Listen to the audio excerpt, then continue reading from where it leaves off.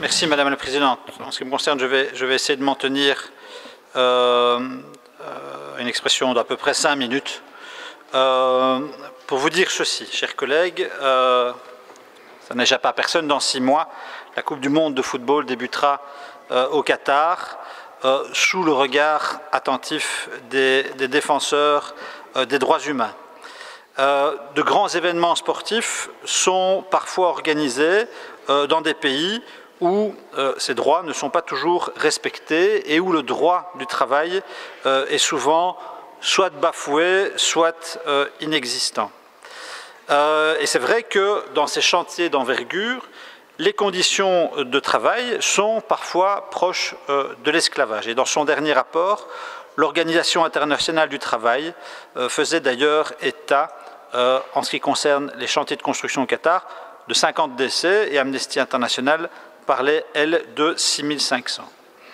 Et nous avons pu, et c'est important, grâce à ce texte, auditionner l'Organisation internationale du travail, les syndicats, Amnesty International, qui nous ont fait remarquer qu'au-delà d'appeler au boycott, il fallait, comme nous le suggérions dans notre texte, prévenir plutôt que guérir, c'est-à-dire utiliser l'attribution des grands événements sportifs comme un levier pour améliorer concrètement les situations sur le terrain. Et nous remercions évidemment très chaleureusement les experts auditionnés dans le cadre de la commission. Alors, ce matin, notre entraîneur national, Roberto Martinez, s'exprimait également dans la presse dans ce sens. Et selon lui, on a en effet une grande opportunité de délivrer un message à travers le football, et je le cite, « Détourner le regard d'un problème en appelant au boycott n'est pas un acte de courage. Le courage, c'est d'être persuadé qu'on peut être à l'origine d'un changement dans la société. » Alors, j'aurais jamais imaginé citer Roberto Martinez dans ce Parlement, mais en l'occurrence, je trouve qu'il a parfaitement résumé la philosophie de notre texte, parce que la question fondamentale, c'est de savoir comment un grand événement sportif peut servir de levier pour faire avancer la cause du respect des droits humains. Je pense que M. Franken demande la parole. Meneer Franken. Ja, dank u, collega. Oui, merci, chers collègues. J'avais une observation, je l'ai également lu quand M. Martinez a déclaré cela, et je dois dire que j'ai quelques difficultés avec l'attitude des Diables Rouges dans ce dossier. J'ai compris que depuis quelque temps,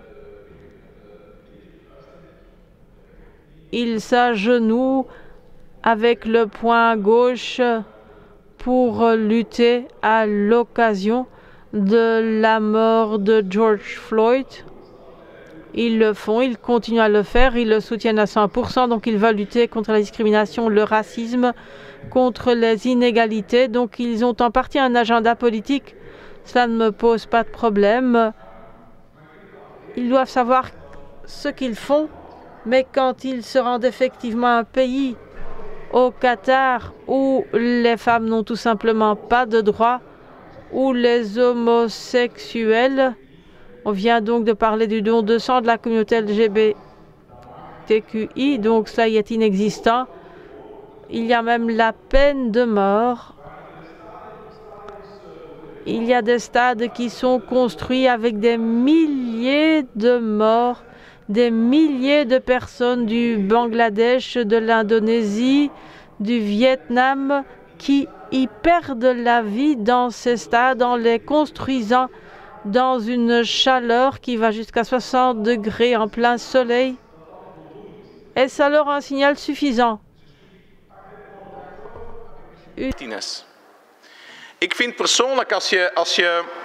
Personnellement, j'estime que quand on lutte et pour George Floyd, pourquoi ne pas lutter aussi pour ces Bangladeshis décédés, pour toutes ces victimes de racisme et de vraie discrimination? Pourquoi n'est-ce pas un problème? Je me le demande. Personnellement, j'estime que c'est un peu facile de montrer ces signes partout et de dire au moment où c'est vraiment important d'avoir tout simplement un t-shirt sur lequel est marqué « Change ». Qu'est-ce que cela veut dire « Change » ? Mais bon, notre résolution ne porte même pas sur les joueurs de foot. Si les joueurs de foot veulent s'y rendre, c'est un événement sportif. Ils ont été élus comme étant la ville pour organiser ce championnat. Nous savons comment cela s'est passé. C'était par de la corruption pure et dure. Ils ont été sélectionnés, mais bon, nous nous en démarquons. Cela arrive. Le foot est une fête, n'est-ce pas? Mais j'estime que la représentation politique ne saurait pas être présente. Et j'ai compris dans les débats, car je n'ai pas su y assister, mais les collègues les ont suivis. Les collègues de notre groupe les ont suivis. Et je crois qu'il est bon de se mettre d'accord là-dessus. C'est une bonne chose. Mais j'estime qu'il est comme assez étrange quand vous dites que j'estimais que vous étiez parfaitement d'accord avec le signal de M. Martinez. Avec quel signal? Personnellement, j'estimais que ce signal n'était pas si fort que cela. Donc, je vous adresse cette question. Avec quoi êtes-vous parfaitement d'accord? Avec quoi n'êtes-vous pas parfaitement d'accord? Est-ce que je l'ai mal compris? Merci, Monsieur Franken. Oui, je voulais juste dire un mot. Et je trouve, quand j'entends M. Franken, que pour être de beau compte, c'est un peu dur de prendre les Diables Rouges en otage dans ce débat. En réalité, lorsqu'ils font ce geste que vous avez décrit, M. Franken, les Diables Rouges font un geste d'universalisme, d'humanisme, contre le racisme en général. Ici, nous débattons d'une résolution qui porte sur les critères d'attribution d'un événement sportif d'échelle planétaire. Et ce n'est pas les Diables Rouges, à moins que je me trompe et vous me contredirez, qui ont décidé que la Coupe du Monde allait se dérouler au Qatar. Pas du tout. Et donc je pense que là, c'est leur faire un procès qu'ils ne méritent pas. Monsieur Benachour. Je voudrais répondre à Monsieur Franken en lui disant d'abord que c'est dommage qu'il n'ait pas pu assister aux auditions qui se sont déroulées dans le cadre de ce texte. Parce que les auditions nous ont parfaitement montré, en réalité, quelle a été l'évolution du Qatar depuis l'attribution de la Coupe du Monde jusqu'à aujourd'hui. Et c'est ça qui doit nous intéresser, puisque la question qu'on se pose, c'est en effet quel est l'impact potentiel de l'organisation d'un grand événement sportif ou non sportif d'ailleurs sur l'évolution d'un pays en termes de droits humains et de droits du travail.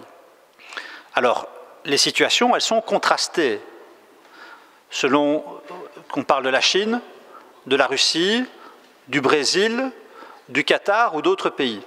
Mais en tout cas, ce qui ressort clairement, explicitement des auditions que nous avons organisées, c'est que d'une situation qui était médiocre, pour ne pas dire catastrophique, en 2010 au Qatar, il y a eu, à partir de 2016-2017, et c'est l'OIT qui le dit, c'est l'Organisation internationale du travail qui le dit, et ce sont les syndicats qui le disent, il y a eu à partir de 2016-2017 un basculement de réformes qui ont été menées à rythme très soutenu et qui font aujourd'hui, mais encore une fois, je ne fais que répéter ce qu'a dit l'OIT, qui font aujourd'hui du Qatar un pays leader dans la région. Donc si vous voulez comparer la courbe de progression du Qatar avec celle de l'Arabie Saoudite, avec celle des Émirats Arabes Unis, avec celle d'Israël, vous prenez les grands pays de la région, eh bien, ce qu'il ressort des auditions, c'est que grâce à l'attribution de la Coupe du Monde, le Qatar a fait un saut qualitatif en matière de droits humains, de droits du travail, etc. Alors, est-ce que ça veut dire qu'il n'y a plus rien à faire? Certainement pas. Évidemment qu'il y a encore beaucoup de progrès, mais la tendance générale est une tendance à l'amélioration, et c'est précisément ce que nous visons à travers notre texte. Alors, je ne sais pas si je poursuis ou bien si vous rendez la parole. Monsieur Franken, oui, merci. Effectivement, c'est regrettable que je n'ai pas pu y assister. J'étais vraiment empêchée.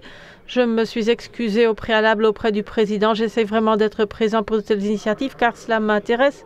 Ce n'est pas facile Nous l'avons également à l'occasion de l'invasion russe en Ukraine, que les Jeux olympiques d'hiver à Sochi étaient terminés avant l'agression.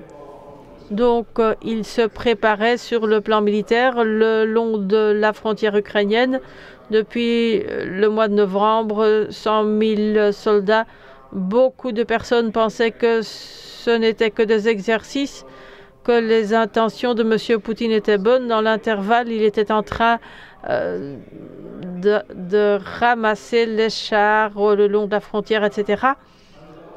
Mais cela avait été convenu. La Russie l'avait convenu avec la Chine. Xi Jinping avait demandé à la Russie ne commencez pas la guerre avant la fin des Jeux olympiques d'hiver. Ces Jeux olympiques étaient terminés et ils sont entrés. Ce n'est pas un hasard. Le sport washing, ça existe et je ne suis pas membre d'un parti qui souhaite jouer la grande conscience morale du monde. Je crois qu'il vaut mieux faire preuve de modestie et de commencer par soi-même. Je crois que c'est un bon principe. Cela nous permet déjà d'avancer, mais personnellement, je trouve qu'il est étrange et je ne vais pas non plus faire le procès des Diables Rouges. C'est parce qu'il avait commencé à parler de Roberto Martinez. Je l'ai également lu ce matin. J'ai déposé une résolution en la matière et cela m'a incité à réagir pour dire parfaitement d'accord. À vrai dire, je pense que le Qatar n'est pas du tout sur la bonne voie quand il s'agit des droits des femmes et de l'interprétation de l'islam. Que du contraire, les droits du travail, je ne peux pas me prononcer là-dessus.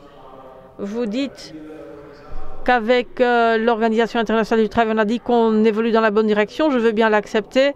On a peut-être pu entendre cela pendant les auditions. Aucun problème. Mais il s'agit de l'organisation de l'État au Qatar. La manière dont il continue à financer le djihadisme, l'islam radical jusqu'à ce jour quand il s'agit des droits des femmes, des droits des LGBTQI, c'est toujours aussi dramatique qu'il y a 5 années.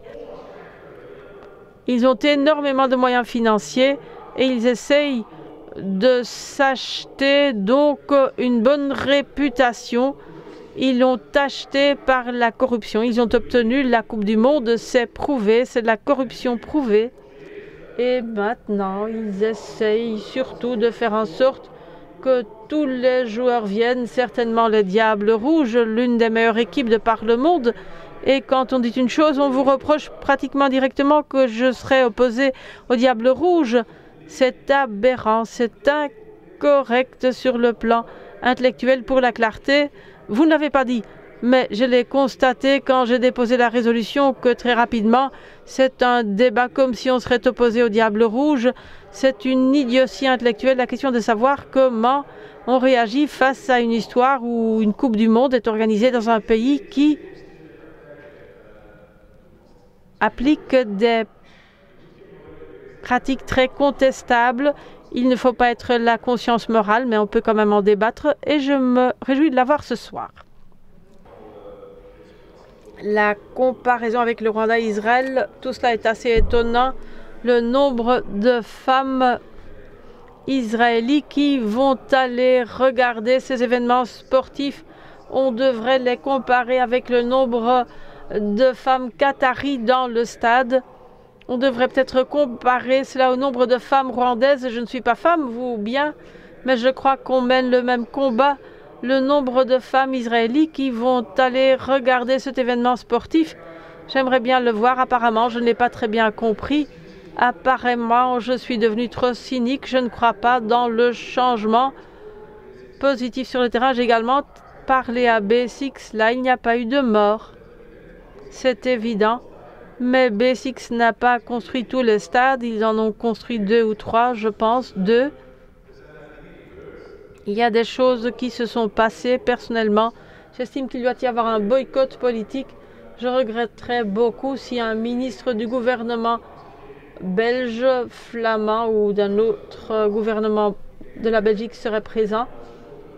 On peut parfaitement soutenir notre équipe sans être présent physiquement. C'est mon avis personnel. Et je le répète, quand on sait comment ces jeux ont été, où cette coupe a été accordée, ce n'est pas évident du tout. Je crois que l'on dit à peu près la même chose, mais que l'on diffère à propos de l'idée que les intentions du Qatar sont bonnes et que tout évolue dans la bonne direction. Je suis un peu plus sceptique que d'autres.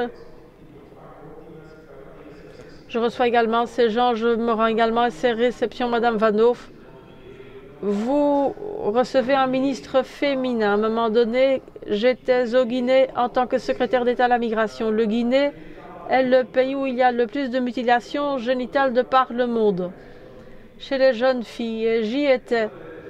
Et j'y étais auprès du Conseil national avec le ministre de la Justice, etc. Il y avait beaucoup de personnes qui étaient concernées par cette problématique et ils promettaient, comme ils le font tous les 3 mois quand il y a une délégation de la Banque mondiale, des Nations unies et de toutes les organisations internationales, de tous les contacts bilatéraux, ils promettent d'agir contre la mutilation génitale. Ça date d'il y a 7 ans. Quand on voit les chiffres, la situation s'est encore aggravée. Donc tout ce que l'on y raconte, toutes ces promesses, ma seule question, ministre de la Justice, était de savoir comment se fait-il que 50 à 70% des jeunes filles sont mutilées génitalement et que personne n'a été condamné, car ils ont adopté une loi très stricte. Ils devaient le faire de la part de la Banque mondiale, sinon ils ne recevaient plus de moyens financiers. Mais depuis toutes ces années où la loi avait été votée, aucun notaire n'avait été sanctionné. Et je me demande comment est-ce possible, vous êtes tous opposés à cela, mais personne n'a été condamné pour cela. Nous y travaillons. Et récemment, parce que je vois qu'en Belgique, il y a toujours des filles et des femmes qui sont reconnues comme réfugiées, aujourd'hui encore, en raison de ces pratiques de mutilation génitale au Guinée. J'ai vérifié les chiffres et les chiffres sont encore empirés. Je ne suis pas cynique, je suis peut-être devenu un peu sceptique. C'est tout ce que je tenais à dire. De reprendre peut-être le fil de mon exposé. Je voudrais réagir à ce qui a été dit sur les bancs d'en face. Mais Mme Van Hoof a dit quelque chose d'essentiel. D'une part, nous avons affaire à des États qui reçoivent l'organisation de grands événements sportifs ou non sportifs et qui, à l'égard des droits de l'homme, sont dans le déni. Et d'autre part, en ce qui concerne le Qatar, quoi que vous en pensiez, quoi que vos œillères idéologiques vous imposent de penser, il y a une prise de conscience. Les Qataris disent aujourd'hui, oui, nous avions des problèmes. Nous le constatons, nous l'admettons, nous avions des problèmes, et par rapport à cela, nous devons faire des progrès. Donc ils se sont engagés, quoi que vous en pensiez, dans une trajectoire de progrès qui est imparfaite, qui est encore insuffisante, qui est inaboutie, clairement, mais la trajectoire, elle est là. La question fondamentale qui se pose dans la manière dont est en train de s'organiser le débat, c'est est-ce que les grands événements internationaux sont réservés nécessairement à des démocraties libérales ou présumées libérales, M. Franken? Est-ce que l'organisation de grands événements sportifs sont nécessairement réservés à des démocraties libérales ou présumées telles? Et quand je dis présumées telles, je pense à ce qui s'est passé en marge de la finale de la Ligue des Champions et aux violences policières qu'ont dû subir des supporters anglais. Ou bien est-ce qu'on considère que ce qui compte, c'est la capacité, à travers les événements sportifs, la capacité à s'engager dans des réformes structurelles, durables, susceptibles d'engager des progrès concrets? Avec ce texte, nous faisons le pari de la deuxième option. Ce que nous souhaitons, ce que nous voulons, c'est que les événements sportifs, où qu'ils s'organisent, servent en effet à changer les choses concrètement. Alors, la question du boycott, dans le cas de la Coupe du Monde 2022, la question du boycott, ça reviendrait à dire, et encore une fois, ce n'est pas nous qui le disons, ce sont les organisations syndicales. Ça reviendrait à dire, quoi que vous fassiez, quelles que soient les réformes que vous engagiez, ça ne changera rien pour nous. Nous continuerons à vous considérer comme hors club droits humains, hors club démocratie. Et c'est un message qui est négatif parce qu'il reviendrait à décourager tous les États qui souhaitent s'engager dans des réformes à les faire. Donc ce serait au final un message tout à fait contre-productif. Alors, sur la question des femmes, je ne vais pas répéter ce que ma collègue a dit, elle a tout à fait raison. Je vais quand même vous signaler que vous ne seriez pas choqués, évidemment, qu'un pays comme l'Italie puisse organiser une grande compétition sportive. Dans la courva nord de la Lazio de Rome, les femmes sont interdites. Hein ? C'est dans une grande capitale européenne, dans la courva nord de la Lazio, chez les Irodicibili, qui sont en effet des fans plutôt néo-nazis, les femmes ne sont pas admises. Donc sachez-le, et quant à Israël, ça a été dit aussi, en matière de violation des droits humains, je pense que c'est un pays qui n'a plus aucune leçon à donner à qui que ce soit. Alors. Monsieur Benachour, je pense que Monsieur Franken souhaite prendre la parole. Meneer Franken. Ja, allez, nogmaals, ja, u smijt toch wel wat dingen op een... Oui, là vous mélangez quand même plusieurs choses. Tout d'abord, je ne suis pas aveuglé par mon idéologie. Je vois encore clairement la réalité. Je ne suis pas gêné par quelque hier que ce soit. J'essaie d'être un libre penseur. C'est mon rôle au sein du parti aussi, me semble-t-il. Mais ce qui est une réalité, c'est quand vous dites, oui, voilà, en Italie, les droits ne peuvent pas entrer non plus. Ben voilà, c'est tout aussi scandaleux. Est-ce que je justifie, je me défends ça? Non, ben voilà, je n'étais déjà pas au courant, c'est la première fois que j'entends, mais c'est tout aussi scandaleux. On n'a qu'à la dénoncer aussi. Mais quand vous dites, avec cette Coupe du Monde, on va faire que les choses s'améliorent au Qatar, ben voilà, c'est votre interprétation alors, je n'y crois pas vraiment. Pensez-vous vraiment qu'en ayant organisé les JO d'hiver à Sochi, en Chine, qu'il y ait moins d'Ouïghours de déportés maintenant, pensez-vous vraiment que les droits de l'homme se portent mieux en Chine que les droits des minorités, de la communauté LGBTQI, des femmes ou de qui que ce soit, soient mieux protégés après que nous ayons dépêché nos sportifs sur place? Et pour conclure, oui, cette comparaison avec Israël est une aberration, mais soit c'est mon opinion. Mais une question encore, est-ce que votre groupe soutient un boycott politique de la Coupe du Monde au Qatar? Ou alors estimez-vous que nos ministres, notre Premier ministre, notre roi, devrait être présent dans un stade interdit aux femmes? Qu'en pensez-vous, finalement? Vous qui êtes toujours les grands défenseurs des droits humains, des droits des minorités, les grands défenseurs de ce traité européen des droits de l'homme, de la Déclaration universelle des droits de l'homme, qui est au centre de votre idéologie, enfin de la mienne aussi, soyons clairs. Mais estimez-vous donc que M. De Croo, le Premier ministre, ou que M. Darmanin, vice-premier ministre, ou qu'un autre ministre devrait s'y rendre? Pensez-vous que M. Di Rupo devrait être dans ce stade ou pas? Qu'en pensez-vous, vous-même? Voilà ma question. Bien, vous m'avez posé, je pense, deux questions. En tout cas, vous avez, je pense, très justement fait remarquer que l'organisation des Jeux en Chine n'a rien changé en matière de droits humains, et vous avez raison. Moi, je ne suis pas en train de vous dire que... oui, pardon. En Russie, oui, vous avez raison. Mais l'organisation des Jeux à Pékin n'a rien changé à la situation des Ouïghours. Et vous avez raison.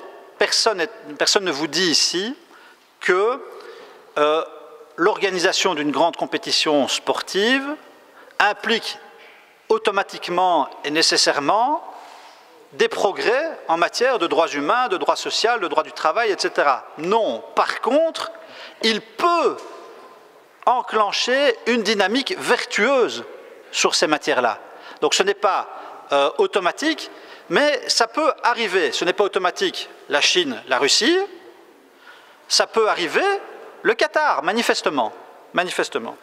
Quant à la question du boycott, vous comprenez que la philosophie de ce texte, c'est de dire nous sommes plus efficaces à engager des réformes concrètes sur les matières qui nous préoccupent. Nous sommes plus efficaces à engager des réformes concrètes sur ces matières-là en engageant un dialogue à travers, en utilisant le prétexte, entre guillemets, l'alibi de la compétition internationale de foot ou de sport ou d'autres choses, qu'en décidant d'un boycott qui finalement va nous faire plaisir à nous-mêmes.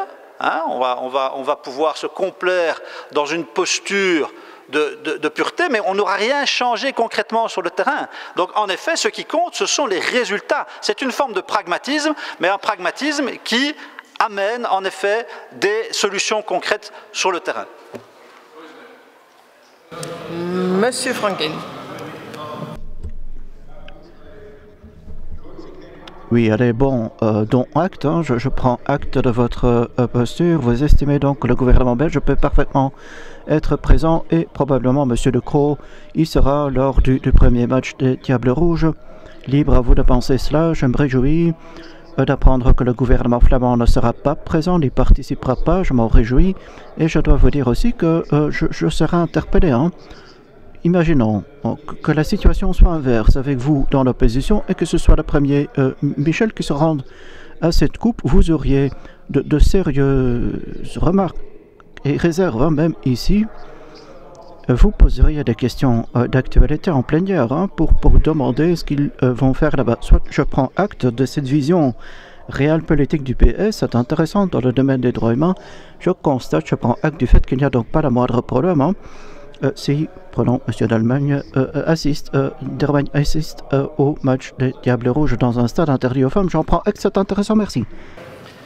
Alors, je ne vais pas évidemment répondre à M. Freilich et ouvrir un débat sur la question israélo-palestinienne, parce que je pense qu'on partirait pour la nuit. Je constate simplement que sur les 15 derniers jours, c'est déplacement de population, crime de guerre, c'est un assassinat d'une journaliste d'une balle dans la tête, c'est une marche du drapeau qui s'est menée au cri de mort aux Arabes, et c'est des maisons détruites. Voilà, c'est un convoi funéraire qui a été attaqué. Enfin bref, donc vraiment zéro leçon à donner de la part d'Israël en termes de droits humains, et vous le savez pertinemment.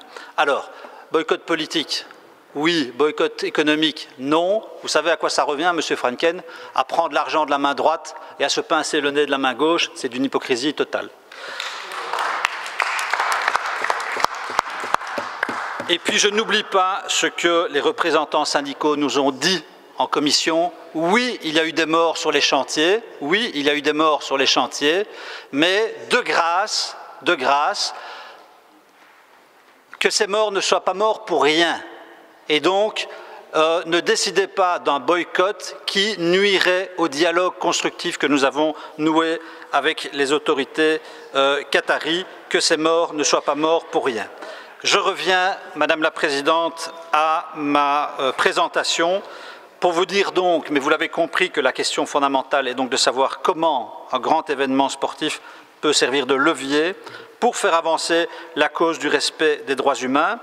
Et à cet égard, tant pour le Qatar que pour la Russie, que pour le Brésil, que pour la Chine, le bilan, et c'était l'objet de notre débat, était contrasté. Parfois, l'événement n'a rien changé pour la population, parfois l'événement a permis d'améliorer les conditions des travailleurs et des travailleuses dans les pays en question. C'est donc dans cet objectif que ma collègue Vicky Reinhardt et moi-même avons déposé le texte que nous proposons au vote aujourd'hui, une proposition de résolution qui vise à imposer des critères d'attribution des événements sportifs internationaux dans les pays hôtes, des critères relatifs aux droits sociaux, aux droits du travail, aux droits humains, et donc à inciter les États à rendre des comptes sur les mesures prises en ce sens. Et donc pour mon groupe, il nous a également semblé important, vous l'avez compris, de relever les efforts qui ont été faits dans certains pays, notamment le Qatar, et qui montrent l'intérêt et l'efficacité de ce type de mesures. Et de plus, il est important de mettre à profit le temps qui nous sépare de la Coupe du Monde 2022 pour encourager le Qatar à poursuivre ses réformes en matière de respect des droits humains, au-delà évidemment de la Coupe du Monde et notamment en matière d'inspection et de compensation pour les travailleurs dont les droits auront été violés. Je vais en rester là en ce qui me concerne. Je vous remercie.